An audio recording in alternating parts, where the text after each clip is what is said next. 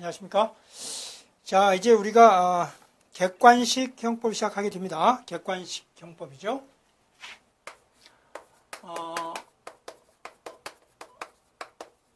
객관식 형법은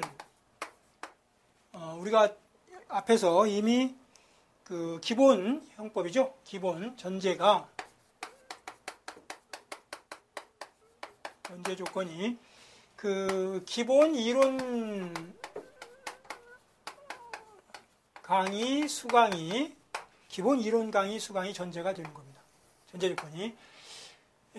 만약에 여러분들이 마음이 급해서 기본 이론 강의를 듣지 않고 시간이 없다라고 해가지고 시험이 얼마 안 남아서 객관식 형법을 바로 들어와서 객관식 형법에서 문제를 외워버리겠다.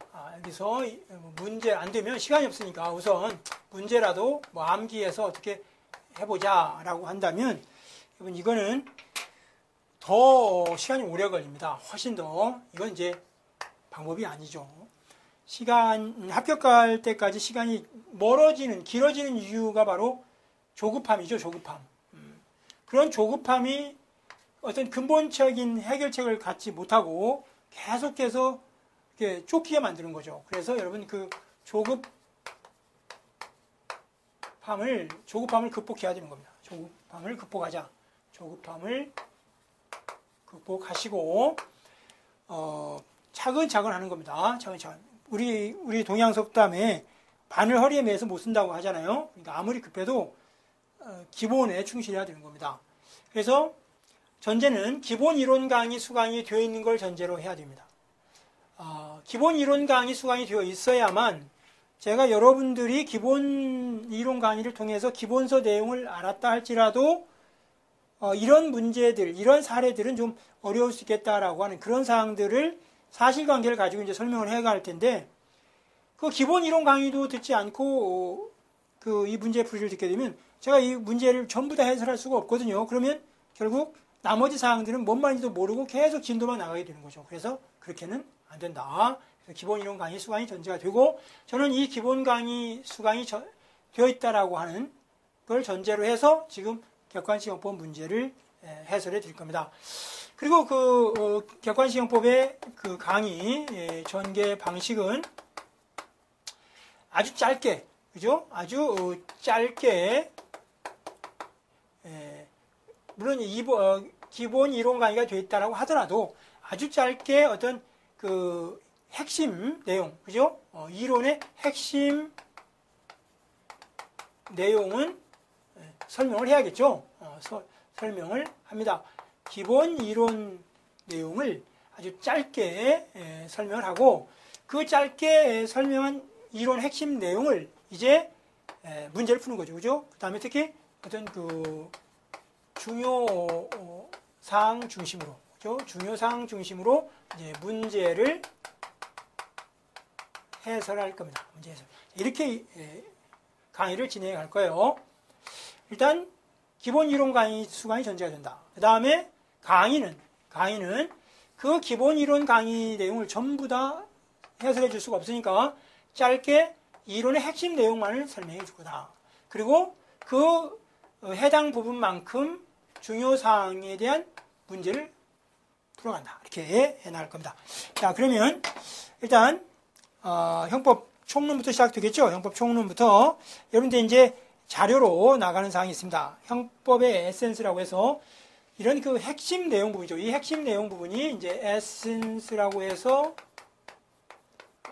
그 강의 자료로 나가는데 그 강의 자료를 여러분들이 저랑 같이 키워드 중심으로 쭉쭉 읽어가면서 해당 부분이 끝날 때마다 바로 문제로 들어가서 그걸 재확인하고 기본 이론 강의 내용을 재확인하면서 여러분들이 실력을 다져나가는 거죠.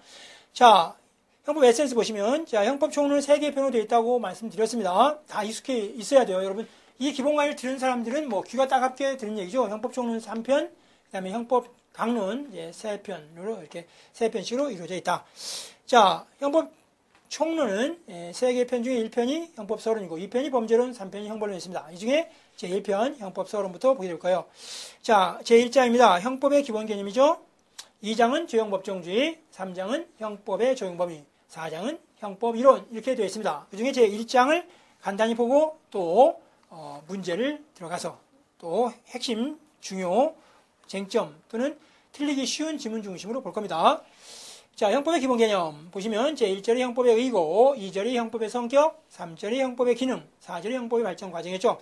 자, 1절 형법의 의 봅니다. 형법이란 시그마 범죄 플러스 형벌 또는 보완 처분의 법 규정이었죠. 시그마는 다 합해놓은 것이고, 그때 이제 형법의 의의는 형식적 의미 형법과 실적 의미 형법을 나눠줬죠. 자, 형식적 의미 형법이란 법 이름이 형법인 것이고, 대한민국에 하나밖에 없었습니다. 실적 의미 형법은 어떠한 행위가 범죄가 되고, 그 행위에 대해서 어떠한 형벌을 가할 것인가를 규정해 놓은 법이면 전부 다 실질적 의미의 형법이었습니다. 자주 출제되는 지문이 있죠. 자, 이런 지문들이 실제 객관식 지문에서 출제된다는 겁니다. 자, 형식적 의미의 형법, 즉 협의의 형법이 모두 실질적 의미의 형법인 것은 아니며 맞는 말이죠. 형식적 의미의 형법 중에는 실제 의미의 형법이 아닌 것도 있습니다. 맞습니다. 그 다음에 2번입니다. 죄형법, 자주 출제되는 지문. 자, 죄형법정주의 적용 대상으로서의 형법이라고 할 때는 협의의 형법입니까? 이게 형식적 의미의 형법이 죄형법정주의 적용 대상이에요? 아니죠. 범죄와 형벌에 관한 거니까 광의의 형법, 실적 의미의 형법이 되어야겠죠. 틀렸습니다. 그 다음에 협의형법, 광의형법. 자, 됐고요. 그 다음에 형법의 성격. 형법은 법 체계적으로 공법입니다. 사법이 아니라는 말이죠. 사법법입니다. 행정법이나 입법법이 아니라는 거죠. 실체법입니다. 절차법이 아니죠. 형사법입니다. 민사법이 아닙니다. 자주 출제되는 지문입니다. 형법은 공법이고 행정법이고 실체법이다. 틀렸네요. 뭐가 틀렸습니까? 행정법이 아니고 방금에서 사법법이라고 했습니다. 자, 규범적 성격을 보면 형법은 가설규범이었습니다. 뭐뭐 하면 뭐뭐 한다. 재판규범이고 행위규범입니다. 평가규범은 결과반가치를 징표하죠. 그 다음에 의사결정규범입니다. 행위반가치를 징표하게 됩니다. 행위반가치를 이제 처벌한다는 얘기죠. 그 다음에 형법의 기능입니다. 자, 형법은 규제적 기능을 하죠. 형법의 기본적인 기능입니다. 인간의 행위를 규제한다는 거죠. 보호적 기능입니다. 보호적 기능에는 그게 법익보호 기능과 사회윤리적 행위가치 보호가 있죠. 그 중에 주로는 뭐죠? 법익보호입니다. 그죠? 법익을 보호한다. 다만 형법은 이 보호적 기능을 전면적, 우월적으로 하는 게 아니고 최후에 보충적으로 한다고 했죠. 그래서 다른 법규범에 의해서 법익보호가 가능하면 굳이 형법에 개입할 필요가 없다. 이걸 형법의 보충성. 그죠? 형법의 보충성. 꼭 기억해둡니다.